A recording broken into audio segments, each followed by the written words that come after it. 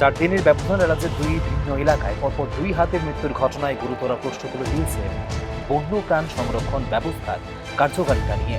8 April পেঁচারথলের আন্ধারছড়ায় 14 বছরের একটি হাতি এবং 10 এপ্রিল ঠান্ডাছড়া এলাকায় 45 বছরের আরেকটি হাতির মৃত্যু। এই ঘটনাগুলি শুধু বিচ্ছিন্ন দুর্ঘটনা হিসেবে দেখার সুযোগ কম বলে মনে করছে বিশেষজ্ঞ মহলের একাংশ।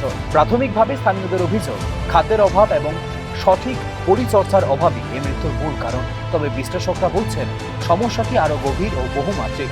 গত কয়েক বছরে ত্রিপুরার বনাঞ্চলের আয়তন হ্রাস, মানুষের সঙ্গে বন্যপ্রাণীর সংঘাত বৃদ্ধি এবং হাতিদের প্রাকৃতিক চলাচলের করিডোর সংকুচিত হয়ে যাওয়ায় এসবই প্রভাব ফেলছে হাতিদের স্বাভাবিক জীবনচক্রে।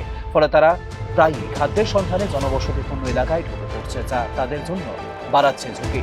এছাড়াও বন্যপ্রাণ পর্যবেক্ষণ ও স্বাস্থ্য পরীক্ষার ক্ষেত্রে নিয়মিতভাবে এবং আধুনিক প্রযুক্তির ব্যবহার কতটা কার্যকরভাবে হচ্ছে তা নিয়ে উঠছে প্রশ্ন। বিশেষ করে বয়স্ক হাতিদের ক্ষেত্রে নিয়মিত ট্র্যাকিং, স্বাস্থ্য পর্যবেক্ষণ এবং জরুরি চিকিৎসা ব্যবস্থার প্রয়োজনীয়তা দীর্ঘদিন ধরেই আলোচিত। সেই দিকটিকে সামনে এনে দিচ্ছে 45 বছরের হাতির মৃত্যু।